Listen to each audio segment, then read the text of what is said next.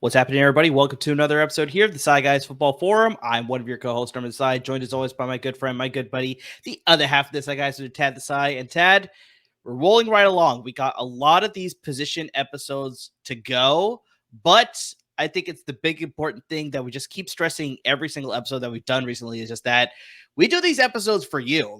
All of you tuning in on YouTube, all of you people tuning in on our podcast, listening, we want to make sure that you are all set for your fantasy drafts because they're going to be here sooner than you think. So we want to make sure that you're all set with your draft rankings and you know who to avoid, you know who to target at later rounds. And just all of that in between. We're going through and we're going to give you all of our, positional ideas as far as who to target, who to avoid. And just we're going head first. We keep saying this, but just we're head first into fantasy content to help you win your leagues. That is our goal every single time that we do this podcast in the season here, is just to make sure that you guys are in the best position to win your titles, win your leagues, win your championships, wherever you're playing fantasy football this year.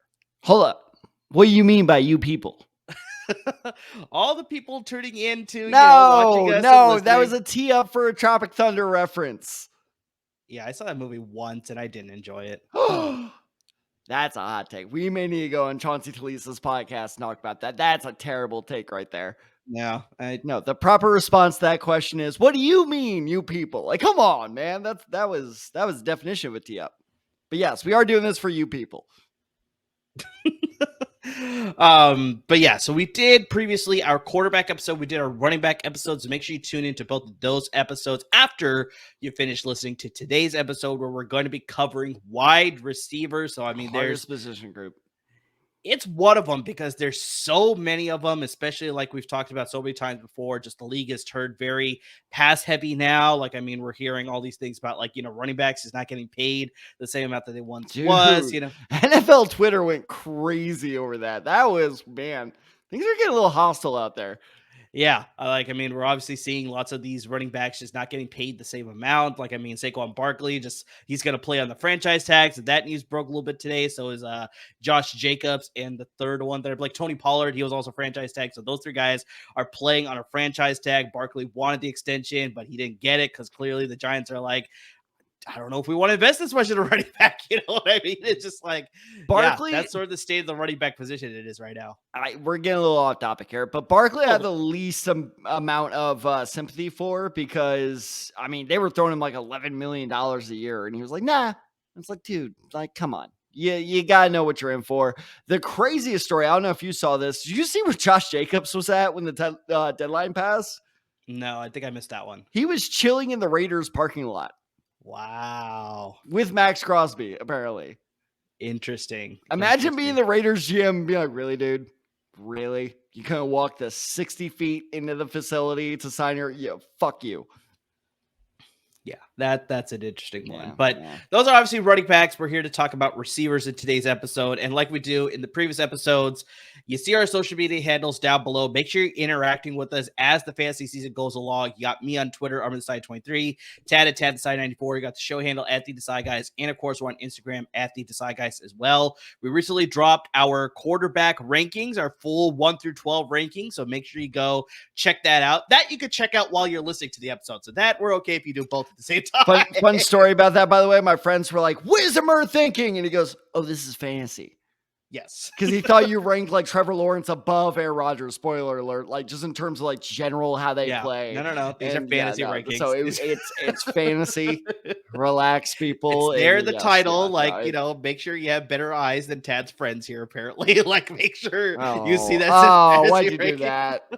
Great. I had to. Now I have to put up with it. Thank you. I know. You can give my number. They can text me. I'll you. deal with it. They might. But yeah, so we're going to be dropping our running back rankings pretty soon too, as well as the rest of our position rankings as these episodes come out. We give you the episode along with the rankings. That's what we're sharing, on our social media handles for sure. But let's not delay any longer, Tad. Let's get into some wide receiver talk here. And we're going to start here at the very top, just like we've done in our previous 2 episodes, where we're going to talk about our rankings, but not the full rankings. Obviously, we're not doing a rankings episode like we've done in past years. We're really only talking about the number 1 guy. And then just like I talked about earlier, we will be releasing our full rankings 1 through 24 for the receiver position. We'll also be doing 1 through 24 for the running back position, but we'll drop those on social media. Then you can interact with us and be like, this is absolutely absurd that you have Josh Jacobs ranked here. And it's like, where the hell is, Kenneth Walker III? Why is he not in the rankings? Or whatever it is that you may have for us. That's what we can tell you. Interact with us on social media. We'd love to hear from you. We'd love to hear your thoughts on our rankings. But Tad, we're only going to talk about the number 1 guy. And just the interesting thing that we're just going to keep bringing up every episode, because we're getting 2 new listeners here who haven't listened to previous 2 episodes, is just that when we do our positional rankings, we both take a different approach, but yet so far we've gone 2 for 2 and having the same exact person at that number 1 ranking. And so should we see if it's 3 for 3? I think it's 3 for 3 for this episode too. Okay. All right. Let's see. All right. Right. This is finally going to be the time we nail it. Are you ready? I am ready. I don't know. Are you ready? Is my internet connection ready is the bigger question. Yeah. I think it's more of the delay in there. Yeah. Here we go. 3. Damn it. AT&T come through here just for once. 3, 2, 1. Justin Jefferson. Like I said, I think you just need to stop with that because of the lag or whatever it is with you being in Texas instead of being on the best coast in California here. You know what I mean? So, but surprisingly, we're never going to nail this. We're never going to nail it. No. But like we talked about, Tad, we take different approaches to the position rankings, yet we still landed on the same guy, and that's Justin Jefferson, the wide receiver of the Minnesota Vikings. So, I mean, I'll pass it to you here real quick here, because obviously you need to explain your rankings is a little bit different than the standard rankings, and obviously different than the way I did my rankings. And so then you can just more to speak to why Justin Jefferson is going to finish ranked first in your method of rankings. We're going to piss off a lot of LAFB people with this, but yes, because I can hear the screams right now coming straight through my headsets. Cooper Kupp, are you kidding me? And here's the problem, is it's nothing against Cooper Kupp. I talked about this a little bit in our previous episode with our running back rankings, where I'm not worried about Cooper Kupp. I'm worried about the quarterback stability in LA with Matthew Stafford. He's getting old. He's had elbow concerns. He's had thumb concerns. He's had all these nagging injuries that could come back. I've always talked about this. Is it a freak injury or is it a nagging injury? Unfortunately for Matthew Stafford, a lot of those are nagging injuries that have a high probability of coming back and causing future problems. So that's why Cooper Kupp didn't quite make my pick. And kind of the flip side of that coin is Justin Jefferson has the definition of consistency in almost every sense of the word. Justin Jefferson himself has been enormously consistent ever since he's come into the league. Has he had all these groundbreaking years? No. But, a lot of his career has been groundbreaking. And then on top of that, Kirk Cousins is, in my opinion, probably the most overhated quarterback I've ever seen in my lifetime. I don't mean that, I actually mean that as to say he's good. He's good. Let me say this. Wow. After all that you settled on, that was 20 seconds to nothing. That was bad. That was 20 seconds. I should have gone dead. Good spots. That was not actually. That was not. Because I'm having PTSD to that. You boiled all that down to just he's good.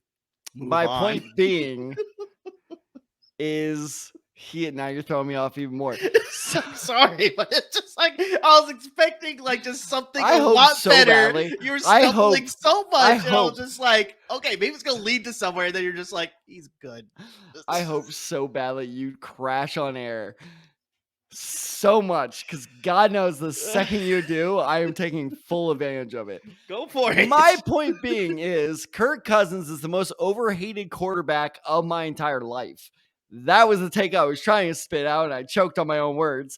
But I really do mean that because, and this is why I went to, he's good is just that. He's a good quarterback. Is he a great quarterback? No. Will he ever be a great quarterback? Probably not, especially considering he's 33 now. So you look at Kirk Cousins' career, though, he's really never had a bad year. So you know that Justin, going all the way back to Justin Jefferson before, I stuck my words down my throat with a plunger, is Justin Jefferson has a good, consistent quarterback with a good, consistent head coach so far, and, a good overall consistent offense. Then where are you going to get a good, consistent receiver? And we know when Justin Jefferson is good and consistent, he tends to put up some pretty good numbers. So Justin Jefferson, the number 1 overall receiver. I'm going to mute my mic. You take it from here. I need a break.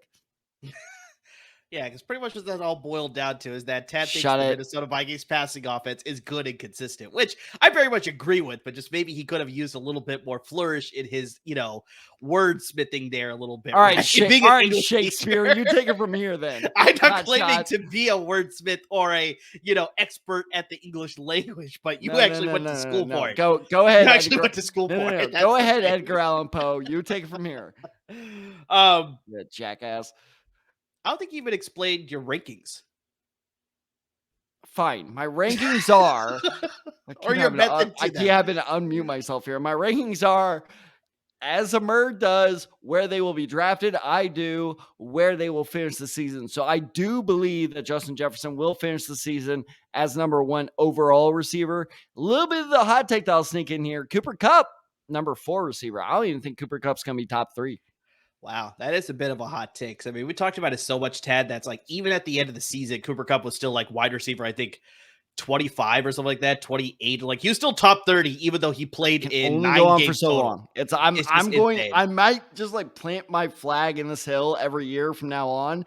That streak has to end eventually. Like it's the Aaron Paul. I say this constantly on the podcast. It's the Aaron Paul Breaking Bad thing. You can't keep getting away with this. He can't keep being good for this long. Like eventually he's gonna fall off. I'm calling it to be this year. All right. Apparently the only thing I can call tonight.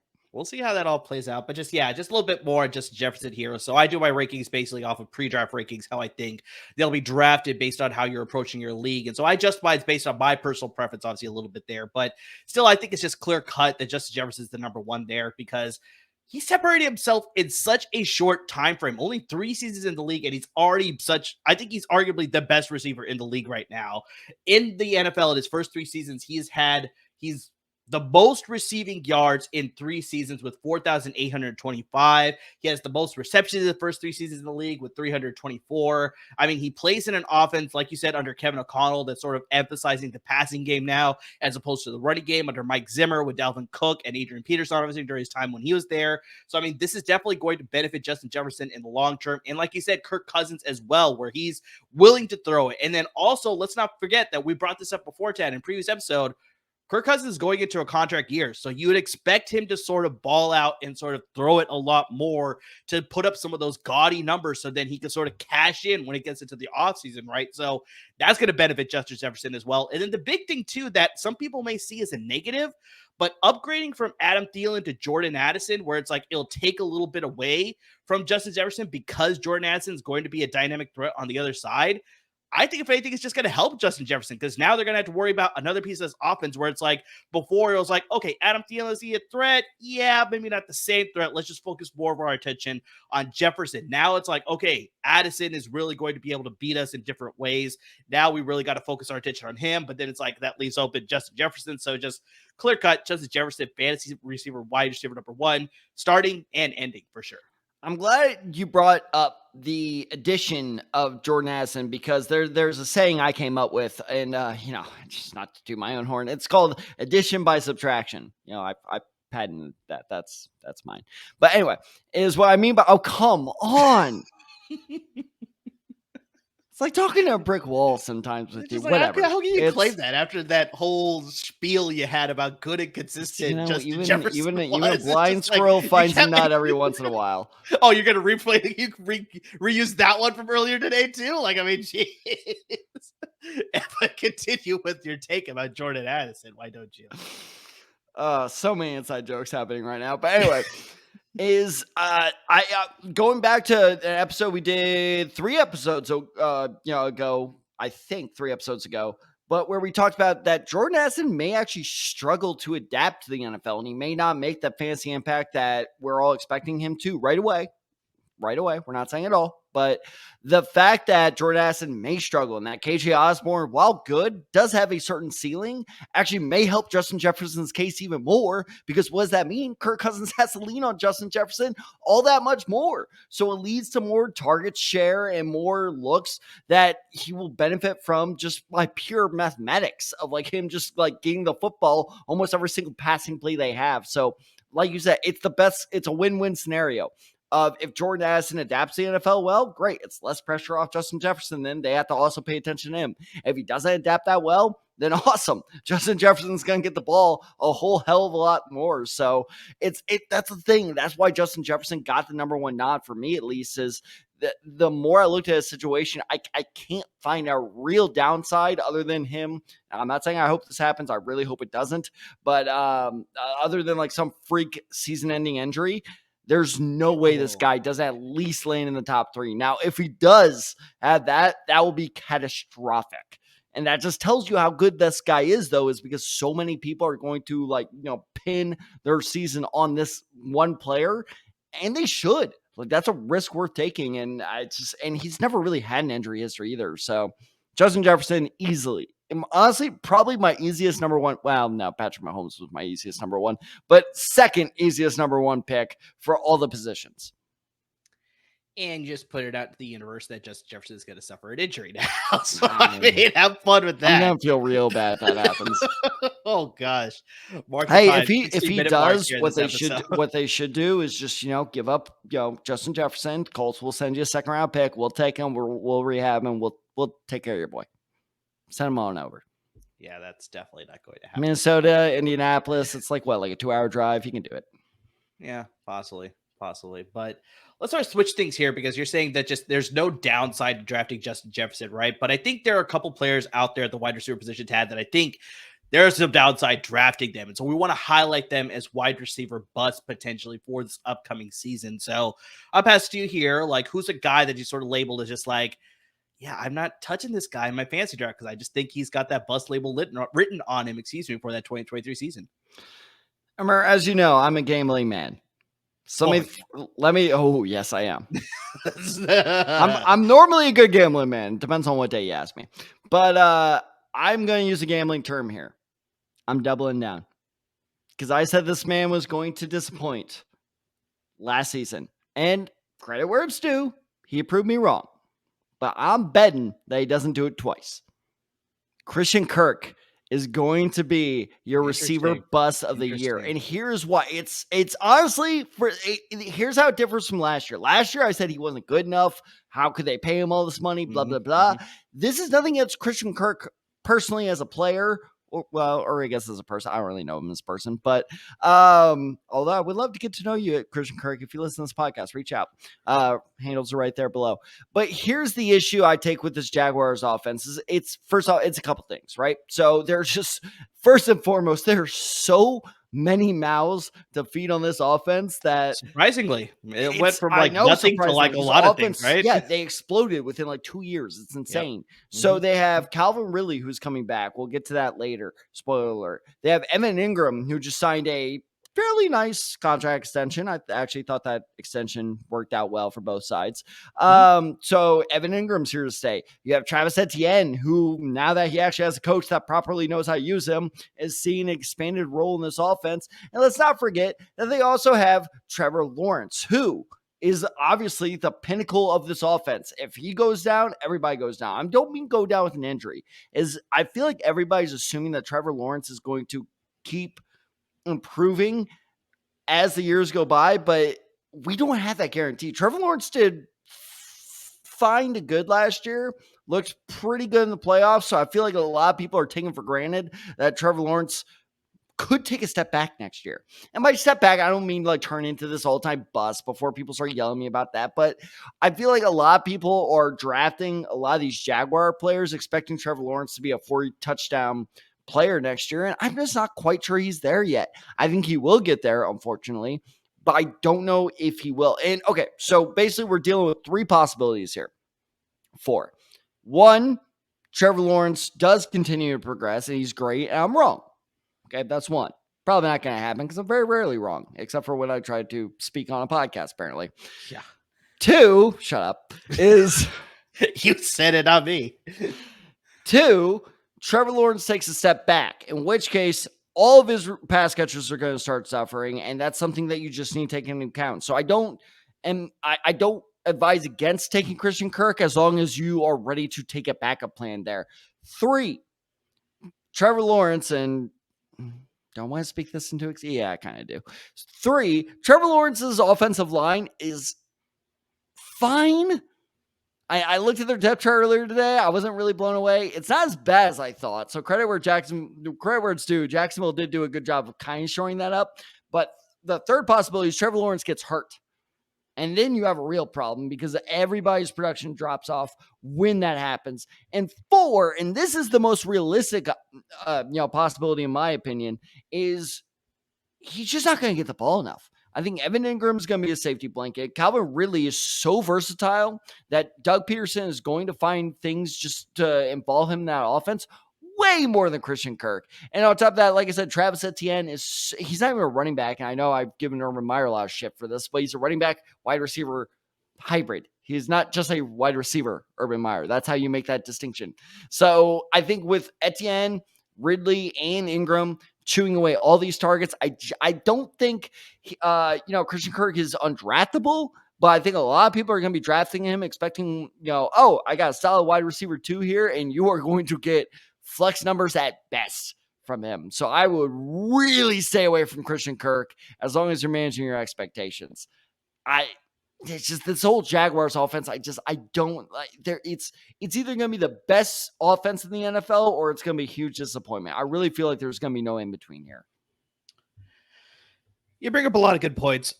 I think the big thing is just it all hinges on Trevor Lawrence. That's the big one. It's just if he takes that step forward, this offense is definitely going to take that step forward with him. And we're going to see all this production from all the players that you listed out. You also left out Zay Jones coming out of the slot. I think it's going to be productive piece of that offense. There's a reason he's not good. But just overall, it's just I'm seeing just the offensive line, I think, could be an issue. So, I mean, if they are it's concerning. It's concerning. Exactly. I really thought that it was going to be better when I checked out that depth chart. So if they don't hold up and they allow Trevor Lawrence to get hit multiple times, then it's like that's going to be an issue, and they're not going to be able to, build up a flow, build up a rhythm on offense. And obviously, there's a potential, like you said, that he could get hurt as well. But overall, for what I saw last year, they didn't make significant upgrades to the offensive line, but they were still pretty manageable throughout the entire season. We saw some good numbers. Obviously, Christian Kirk had that amazing season that nobody sort of expected, really. I think a lot of people had him on that, why are people targeting this guy so high? Why did the Jaguars pay him the crazy amount of money that they paid him in the offseason? That's why it's double down, baby. That's why it's double down. No, and it's fair. But I think just a lot of people are also sort of speculative on just what sort of Calvin Ridley are we going to get? I know he had a year off. It's just is he going to come out of the gates just the same Calvin Ridley that we're used to seeing that back in Atlanta? Or are we going to see a little bit of rust and he's going to take a little bit of time before he finally gets back to his old self, and just how long that's going to take? So that's where I sort of I'm sort of splitting the line there, where it's I do understand that Christian Kirk will definitely take a step back because Calvin Ridley is there. But if Calvin Ridley sort of, like I said, just doesn't come out hot enough where it's he's the same guy, they may decide to rely on Christian Kirk a little bit more. So I understand why you're labeling him bust, but I guess I'm a little bit more of just I'm not calling him a bust. I'm not calling him a sleeper. He's sort of just a guy, I guess. And this is why I'm labeling him as a bust, though, is because I think you and I, because I make this mistake a lot of times, too, is we do so much research that goes into the show, and trust me, guys, we do a lot of research that goes into the show. So, yes, to you and me, he's a fine fantasy option, and we recognize that. But I think what a lot of more casual fantasy players do, and hopefully they are listening to this podcast, is they'll look at, because this is honestly the way I draft as well, is I'll look at last year's stats, and I'll kind of look at them and be like, okay. Mm-hmm. And here's the problem, though, is if you look at last year's stats with Christian Kirk, you're going to be like, oh, this guy's their number one receiver, and you're going to take him. That's why I'm saying don't do it. Don't do it. It's one of those things where, yes, last year's stats look very enticing. And yes, there's a lot of reason to assume he will repeat those or come close to repeating them. I don't think he's going to get even close to last year's stats. So that's why I have him labeled as bust. Because I agree, if you are a fantasy, not even guru, but if you are a little bit more dialed into the fantasy world, a lot of people who rightfully are going to stay away from Christian Kirk. So this is advice for the more casual listeners. Don't do it. Don't do the thing. I know you want to do the thing. I hope you do the thing, but I hope you do the right thing. And the right thing is not drafting Christian Kirk. That's fair. That's fair. So I think just let's correct that. So I still want to draft Christian Kirk, but just don't value him as high as you would where his ADP is. I think that's the big thing because I still would want him on my roster. I'm only drafting him as a bench backup, option. He's not even flex in my book. Wow. Okay. Interesting. So I'm going to get to a guy that I think has been pretty successful during his time in the NFL, but just I think with the change in the offense and the philosophy that's going to be happening in the new team, in the team that he's playing on, that's going to really affect his fantasy production. I'm going to go to the Tampa Bay Buccaneers. I'm going to go to Chris Godwin. So you look at Chris Godwin and you might as well be a new team. So you look at the season that he had. He put up his highest reception total with 104 receptions. He went over 1,000 receiving yards with 1,023, and he only had 3 touchdowns, though. You look at the season before. Obviously, this is all with Tom Brady. He had 98 receptions, 1,103 receiving yards, 5 touchdowns. He's been a consistent weapon in this offense, but just that's the big thing.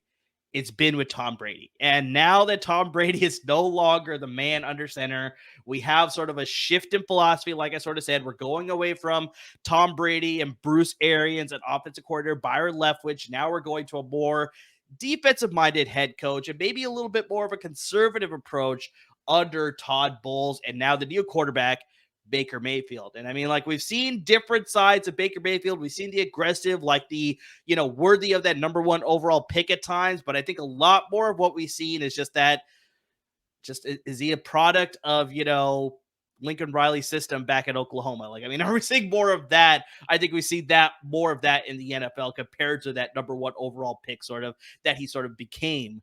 So I think you look at what he's going to do here in Tampa Bay, and it's just I think we'll see some good flashes, and I think he's going to be successful at times, especially we've talked about this so many times. This division is so weak that I think he's going to be able to look good at times against some of these divisional opponents, some other teams as well. But I think it's just the biggest thing that we always like to talk about fantasy football is just consistency. I just don't think we're going to see it enough from Baker Mayfield to warrant drafting honestly, a lot of these Buccaneers wide receivers and just pass catchers in general. Now, I am trusting Mike Evans a little bit more because he's the primary receiver. He's a bit of a bigger body. He can sort of move the chains for you. Obviously, he's valuable in the red zone. So I think because of that, I would target Mike Evans more than Chris Godwin, but just seeing the sort of dynamic, sort of the route running and the speed that Chris Godwin utilizes in his type of play, I don't know if that's going to succeed as much with Baker Mayfield now at quarterback. I just don't think he's going to be as effective. So, is he still a dynamic threat? Yes. I think just with the changes of how the offense is going to be with Baker Mayfield under center now too, it's not going to lead to him being as successful. So it's just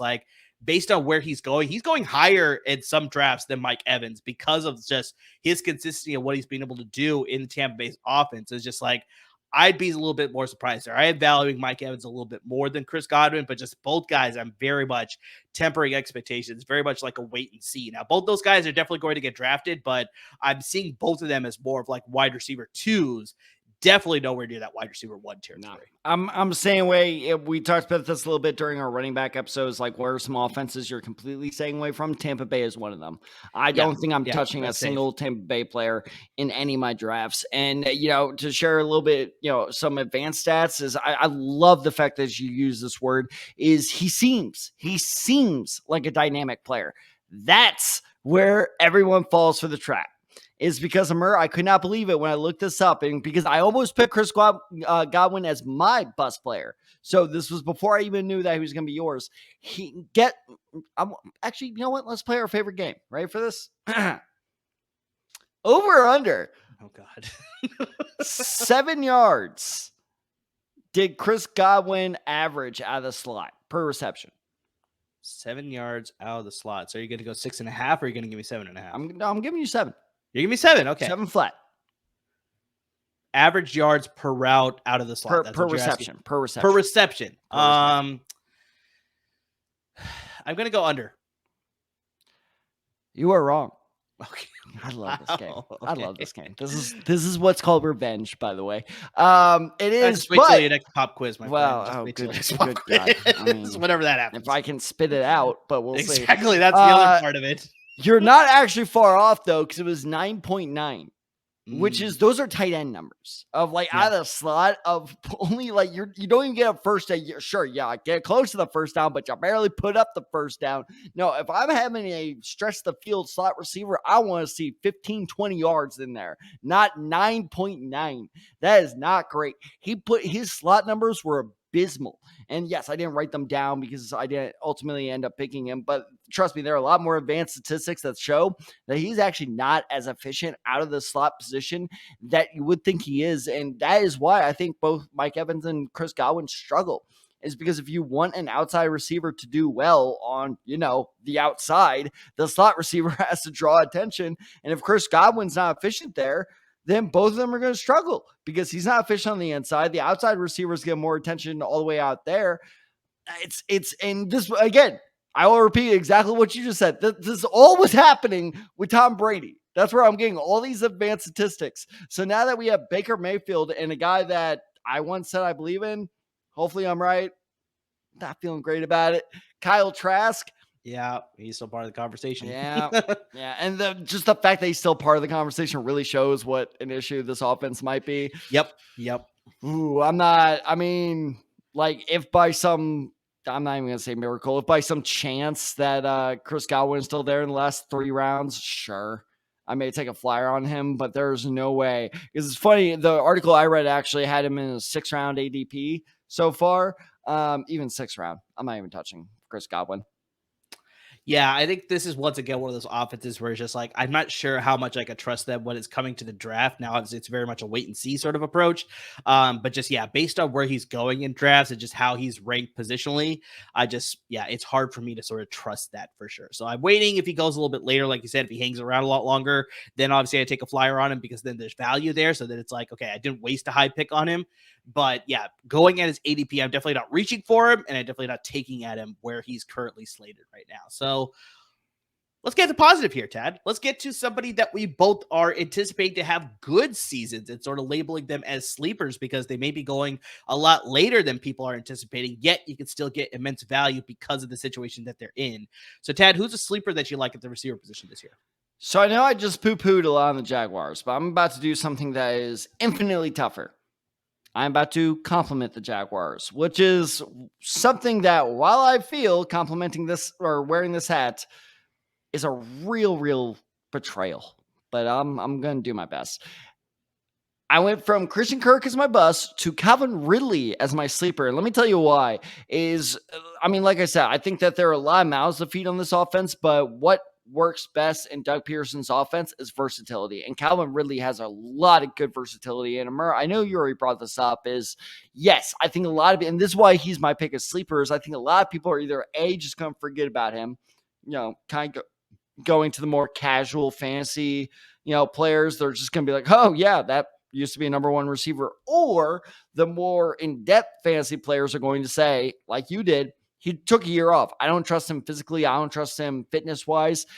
Both are legitimate concerns, but both I think he's going to overcome because from all reports from OTAs, which fucking terrify me, is he is firing on all cylinders, which is terrible. And apparently he and Trevor Lawrence have great chemistry. And I know what people are saying. Well, of course, the Jacksonville papers are going to say it's not just the Jacksonville papers. Like, legitimately, I've not read a single report. And trust me, I do read a lot of reports coming out of the AFC South. He's going to be good. It's a lot of like non-biased third-party news outlets are like, no, Calvin really looks good, and it's gonna suck. So going back to 2020, and I know that because it is a far way off, Calvin really finished as the 5th best fantasy receiver out there. He had 90 targets in his last really productive year in Atlanta before he got the suspension, which is absolute bullshit, by the way. Can we figure out these gambling rules? I mean, just... I get gambling on your own games. Don't do that. Although Jonathan Taylor did hit that over. That was a good bet. Attaboy, Isaiah Rodgers. But anyways, is now that Calvin Ridley is figured out, middleman, I assume. Are we gonna have to hire a lawyer for that statement? Something along those lines. All right, Ryan Dyer, get on it. But now that Calvin Ridley has found out a smarter way to gamble, I think that he's going to absolutely explode on the field because he's more versatile. Doug Peterson has proven himself time and time again to figure out if you have speed, he will make it work on this offense. And that's what makes him more valuable over guys like Christian Kirk. So I know people are going to go, wait, you have a bust and a sleeper on the same team? Absolutely. And that's why. Is Calvin Ridley in a lot of these rankings. And like I said earlier, especially if you organize it of like, oh, how did he do last year? Calvin Ridley obviously is going to go to the bottom of that list. So there's a real possibility that he's going to take a little bit more of a slip than people think. And I really think that he is going to put up what Christian Kirk put up last year. So I'm like switching them out. Like take what Kirk did last year, put Ridley in there. That's my hot take. Why is this so Jaguar centered? I hate this.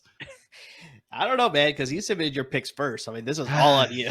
I literally was like, okay, Christian Kirk. I was like, okay, I did in order. I was like, all right, he's a bust. I feel good about that. And I was looking at the sleepers. I was like, all right, Calvin Ridley. I'm like, wait, shit. And I just, I got wrong with it. There's a reason I'm wearing my Colts hat. I got to show some, form of fandom. A little bit. So literally a little bit. Just circling back to what I was talking about with Christian Kirk, was just like, I do anticipate Calvin Ridley sort of acclimating very quickly and becoming that dynamic threat that he once was. It's just, like I said, I just don't know how long it's going to take. Because, yes, I'm reading the same reports you're reading that he's just absolutely killing it in OTAs. He's just looking like his old self. But practice is a lot different than game speed. No, so it's like maybe just as he's sort of getting back to the game, I think it's just like maybe he'll be a little bit slow out the gate. And that's where sort of Christian Kirk is sort of even what Calvin Ridley is doing. So like I said, I'm not labeling Christian Kirk a sleeper or a bust. I'm not doing the same thing with Calvin Ridley either. I do like both players on my fantasy roster. It's just that, once again, I think it's just tempering expectations. Maybe I'm just a little bit too, realistic with this. We're just like, I'm trying to figure out just like, is this going to be a good situation for either receiver? What's going to happen? Like, is he going to eat into Christian Kirk? Is Calvin really going to be the same guy right out of the gate? Like week one, he's going to be the same guy. I don't know. So it's just, I think it's just tempering expectations, but I do like both in fantasy football for sure. And I'd probably say I like Calvin Ridley a little bit more because the ceiling is higher. So for sure, I'd probably lean on Calvin Ridley more compared to Christian Kirk. But that's what makes a sleeper, right? You roll the dice with big upside. And that's the thing is I think his upside is way bigger than people give it credit for. But you are 100% correct. It's a pretty massive risk because if he busts, it really wouldn't surprise me that much. But it's a risk that I think is going to pay off. Yeah, I like that. That's a risk that I'd be willing to take, I think, with Calvin Ridley for sure.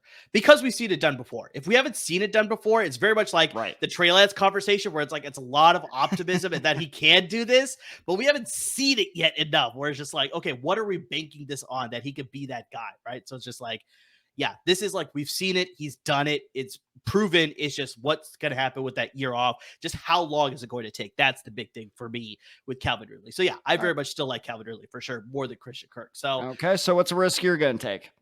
This one's a little bit interesting because I've actually brought up this team before. We were talking about most interesting position battles. So make sure you turn back to that episode to get a full detail on both mine and Tad's position battle preview as we sort of get closer to training camp here in just a matter of like maybe a week and a half or so. Like it's coming up pretty soon. A lot of teams are reporting exactly a week from now. Actually, a lot of rookies are reporting this week. Like the Niners rookies, they report tomorrow, which is July 18th, depending on when you're listening to this podcast, right? So it's like, rookies report a little bit earlier. So, I mean, there's probably a lot of teams in the same boat. But just anyways, so I was talking about the New York Giants and their wide receiver room. And I was just like, I don't know if there's a clear-cut number one option in that group. So I'm not going to talk so much about the group, but there's one guy that I did talk about at the very end when I was done with my segment and done with my spiel about the New York Giants. And I talked about this guy, Darius Slayton, because the biggest thing that Darius Slayton had compared to everybody else on that wide receiver room last year, he stayed healthy. Like that was the biggest. Which is apparently a very tall order in New York. I know it's a very low bar in the league, but it's like if you can do that, like I know sort of it's the cliche where it's like the best ability is availability, where it's like that's exactly what Darius Slayton was last year, where it was like he was available all the time. So I mean, there's a reason why I trust him a little bit more. And plus, he's been in the offense for now 4 seasons. I think he's going into his 5th season now. He is going in his 5th season at what college? This one I have no idea. This is the first time I've won this in like 5 tries. I think you got me before. You got me before. I've gotten you before, but yes, no, he went to Auburn. Wow, I never would have guessed that one. Okay. So anyway, so now he's going to his 5th season, a healthy Warrior we can all depend on. Exactly. So I think just the big thing is just like because he has familiarity with this offense. I know we had a turnover in coaching staff with Brian Dable taking over last year, but just the fact that he's just familiar with Daniel Jones, who's been on the roster longer, I think just that's a sort of connection, a relationship that you can sort of depend on in the passing offense compared to some of the other guys. Because it's like Sterling Shepard, I love a lot, but just unfortunately, that's the problem. He gets hurt every single damn year, where it's just like it's hard to trust him then. Well, when your height is 4'5", of course that's gonna happen. It does make a difference. Especially in the Giants blue, he looks like a goddamn Smurf out there. Yeah. No, that's true. Gargamel is just gonna take him out. So while because I also talked about this in the previous episode too, that's just like with Brian Dable, I think he knew that he wanted to be a little bit more conservative with Daniel Jones. He wasn't exactly going to air it out. This is not going to be like some sort of Kansas City Chiefs offense all of a sudden in New York with Daniel Jones. But I do think that heading into his second year, I think he's going to put a little bit more confidence into Daniel Jones. He's going to put a little bit more trust in him to sort of make his own decisions, to not just always tuck it and run with it, to sort of make some decisions with his arm and make some passing plays as well. And so that's why it's like, I like Darius Slayton, but I'm not liking him to be like a starting caliber receiver. He's a guy that, based on his ADP, Tad, you want to guess what his ADP is at the position? In terms of at position? At the position. Well, fuck. Who was last episode we did where you say he was like 36? Oh, it was Khalil Herbert was 36. Yep. 40th? Way lower. What? Yeah, Darius Slayton is 60th. currently ranked around 75. Fuck. So you can get this guy for free. Like, I mean, you can wait for the entire draft to be over. You can add this guy to your waiver wire. Exactly. You can add this guy as a waiver wire target, or just like we've talked about so many times before, your last pick, if you've already drafted your kicker and your defense, like use him as a flyer pick, because I think it's such immense value to get a starting caliber receiver way that late. Now, I'm not saying, like I said, he's not going to be a solid wide receiver 1. He may not even be a solid wide receiver 2, but there are going to be times where, based off the matchup and at certain times, he's going to be a streaming play. And having that wide receiver 1 ability on your bench, where it's like you don't have to spend a lot to sort of get that guy, those are the type of guys you want on your bench, the high upside guys that we like to talk about in the fantasy world here. So that's exactly what Darius Slayton's going to be, because he's going to be able to stay healthy. He's very productive when he's on the field. And I think the biggest thing is just, like I said, he's going for practically nothing. You're getting him for peanuts when you're entering your fantasy draft, no matter how many people are in your league. Like I said, if you're playing in that 14-man league that I created a couple of years ago, you'd still be able to get him for dirt cheap, because he's going to be available way late in the rounds there. So, like I said, he's not going to be a guy that, is ultimately just going to win you your league, but he's going to be one of those producers that you're going to rely on, especially when the bye weeks start to roll around. That's like, this is a guy you can insert into your roster and be like, okay, this guy produced for me. He gave you a solid like 8 to 10 points. If he scored a touchdown for you, maybe he gets you into that 12 to 14 range. It's like, all right, he did his job. Now I'm just going to go back to the bench, and I'm going to go back to Tyreek Hill, who was on a bye week, and I'm going to totally kill it, right? So this is exactly what. So it's more of like a deep sleeper, I'd probably say, with Darius Slayton, but very, very valuable as a very last pick in your draft. Or if you want to sort of temper expectations and wait to see exactly what this Giants offense is going to look like, take him as a waiver wire addition as your first or second week and add him to your watch list. I've got 5 letters for you. Ready? FITPF. Flash in the pan flex. That is exactly like you hit the nail absolutely on the head. And this is why you should, by the way, subscribe to our podcast, because we will look into these stats for you if you don't want to do it yourself, or you can do it yourself, where this is where you look at the matchups come in season, because you are 100% correct. Do I trust Darius Slayton as a week in, week out, the dependable flex option? Absolutely not. But hence the first 4 letters is flash in the pan, is if you get that just right matchup where you have a team that does not do well against the slot, and you recognize, okay, this team is a great example of this is Buffalo. Buffalo is one of those defenses people constantly bench receivers against, but if you actually looked how they performed against slot receivers, it really wasn't that great. And so if you look at and identify those type of stats, Darius Slayton is exactly the type of player you take advantage of. So I'm right there with you. I think you described his value perfectly, where it is, if you find the right opportunity to bring him on your team, 100%, I think it's worth the risk, but you need to find the right one. And if you don't want to do the research to find out, then keep tuning in throughout the season, because we'll find it for you. 100% How about accurate. that for a plug? That was professional there you shit go. right Not there. bad. Not bad. Oh, sure. Now I can talk. Exactly. It took about 45 minutes for you to finally find your words here, but it's all good. It's all good. So I think you've probably set it up for the best part, maybe, of the episode, and that's our fantasy wide receiver hot take for 2023. So, I mean, Tad, do you have a hot take or a bold prediction for the wide receiver position heading into 2023?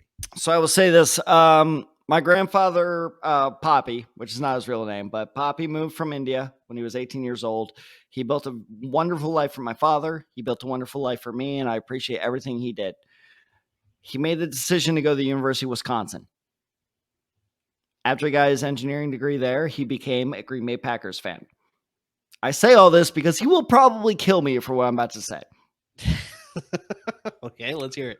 Not a single Packers receiver this year will have more than 6 touchdowns or more than 1,000 yards.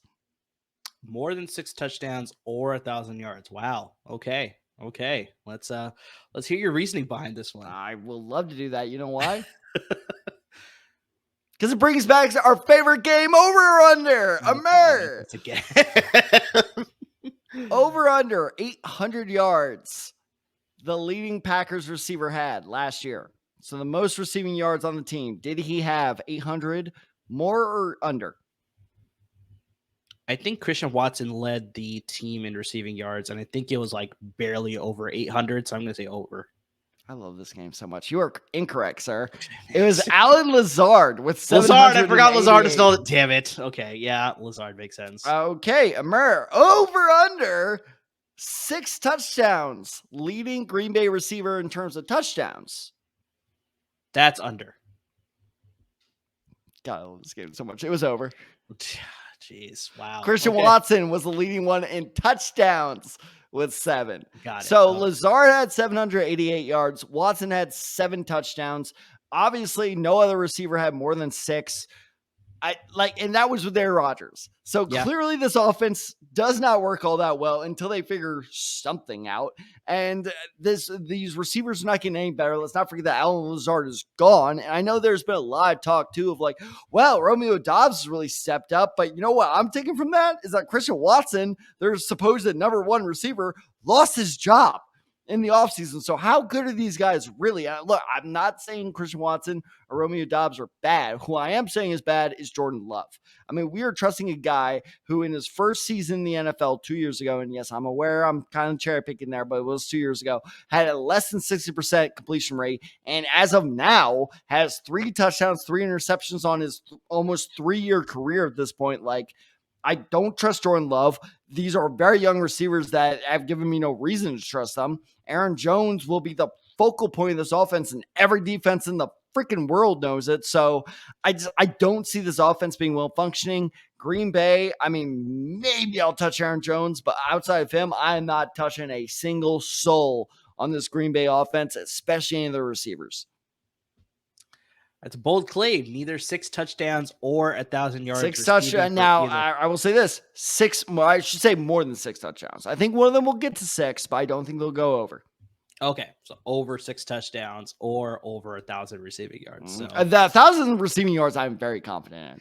That one seems very likely. I think just they have such inexperienced receivers that I think it's just inevitable that they're just going to spread the ball. And so no guy is going to be the main guy until like maybe too late in the season. And it's just going to be too short. It's going to just be too, it's not going to be enough time then. I'm glad you use that terminology because spread the ball is why I'm also confident enough to say on the pod is the 6 touchdowns thing. Is I think this like spread around like, oh, it's going to be Dobbs for like 3 weeks. And then it's going to be Watson for another 3 weeks. And then it's going to be whatever the hell tight end they drafted for, another 3 weeks. Like, it's just like, there's going to be so much spread around, occasionally good football that I don't think any of them are really going to be the guy that really puts up dependable numbers. That's the thing is like, if with the 5 letters again, flash in the pan flex, maybe Green Bay has some of those, but I don't know. And there's in terms of like, oh, are there any dependable wide receiver 2, wide receiver 1 weapons on this team? Absolutely not. Yeah, that's fair to say. I think it's so much of a question mark around Jordan Love. Just like how much is he going to produce in this offense? How much is he going to lead this offense?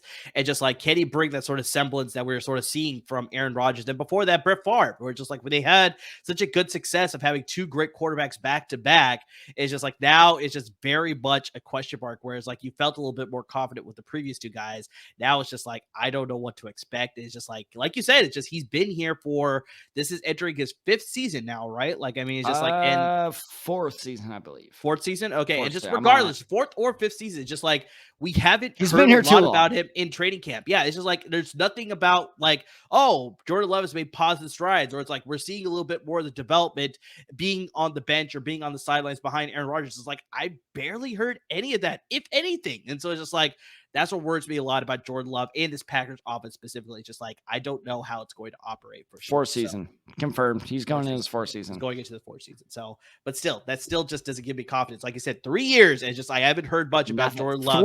I get it. I will repeat this: 3 touchdowns, 3 interceptions. Like this dude is borderline. We were talking about this with Trey Lance and Paxton Lynch in the LAFB Slack network.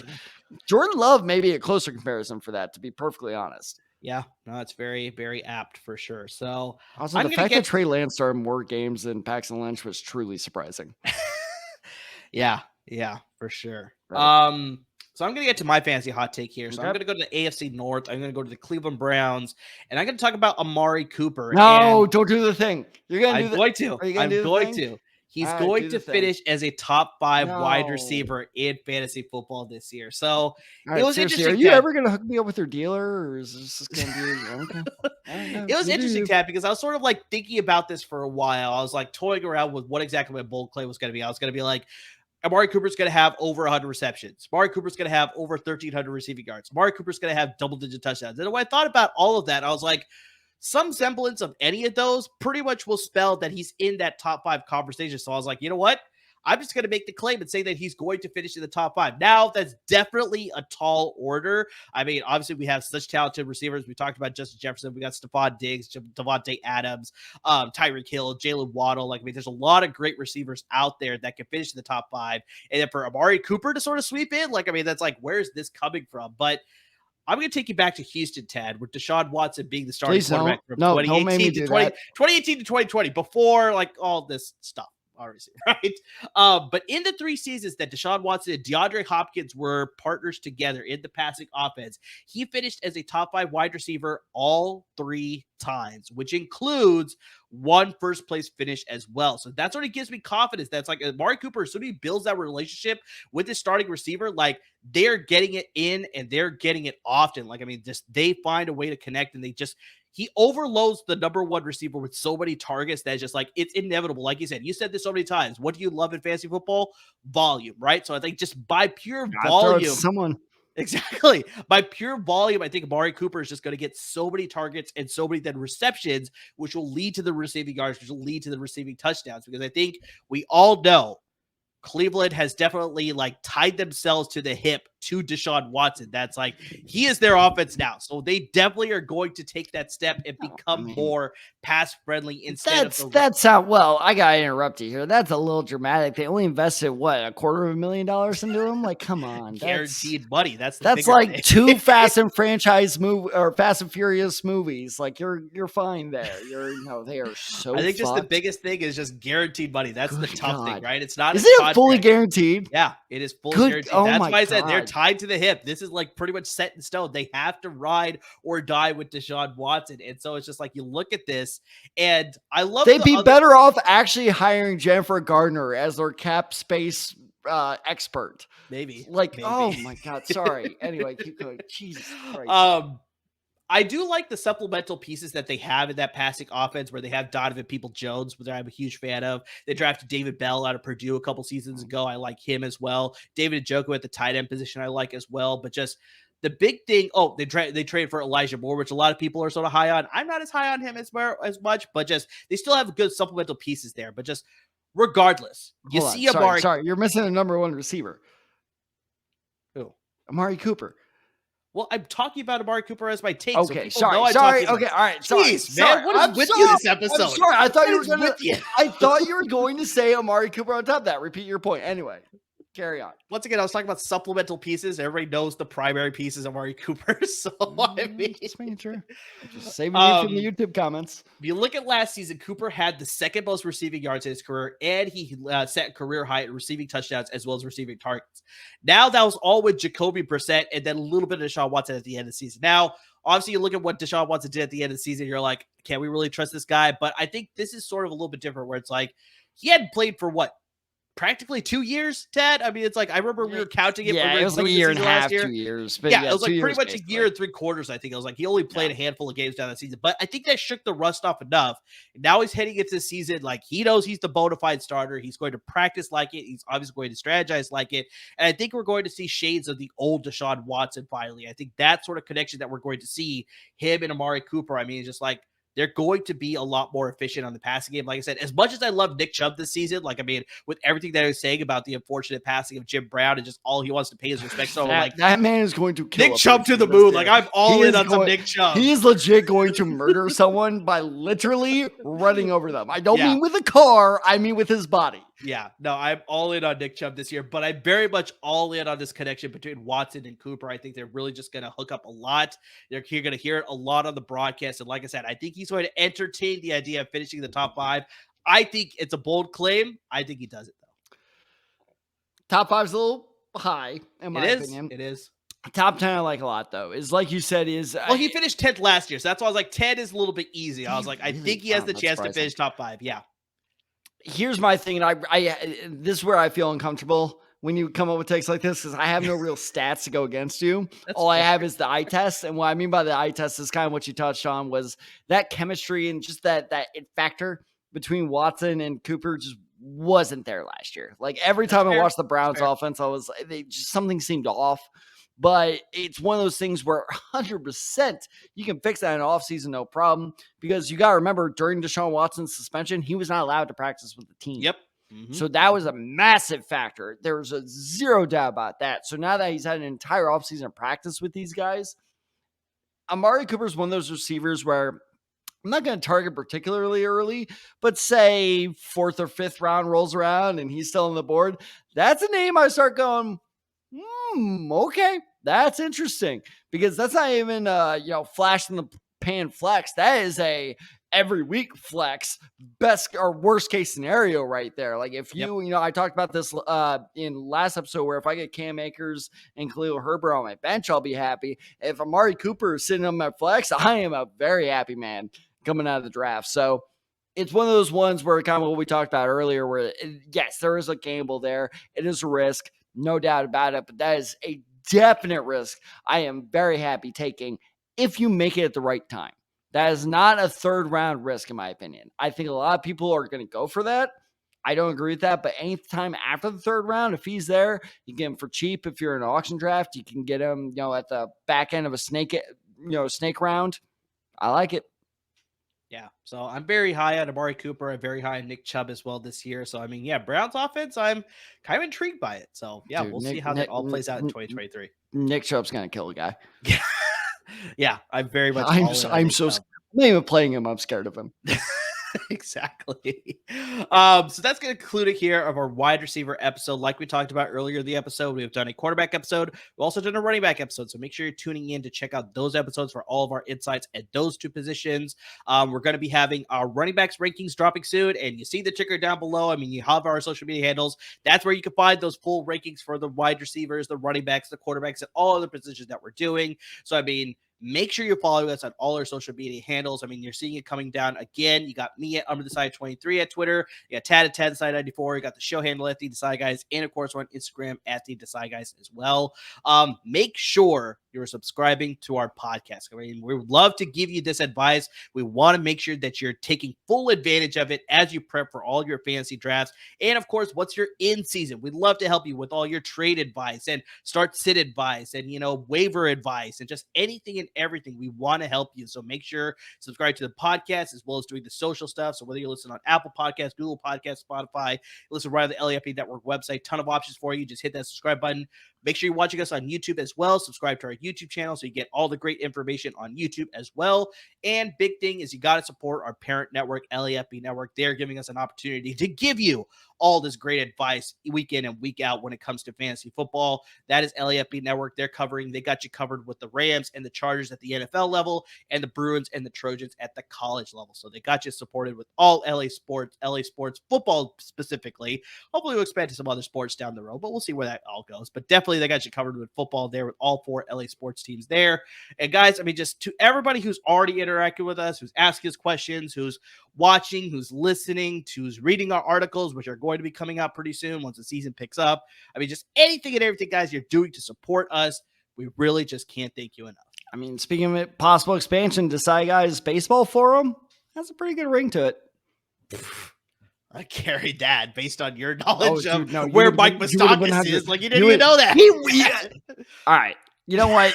There's our Twitter handle. Tweet at us if you knew Mike Moustakas played for 1 year in Colorado. But anyway, speaking of our Twitter handle and, fan recognition and everything, I need to do this because I got a little trouble from my friends earlier today. So I need to give a good couple shout outs to my good friends, Jimmy, Shaheen, Charlie, Jeremy, Jordan, Kevin. Yes, there are 2 Kevins in there. Matt, who apparently gets too many shout outs, and me. That's our entire group. They gave me. Yes. Is there a better Kevin? No comment. I was waiting for it. Yes. That means there is. The answer is yes.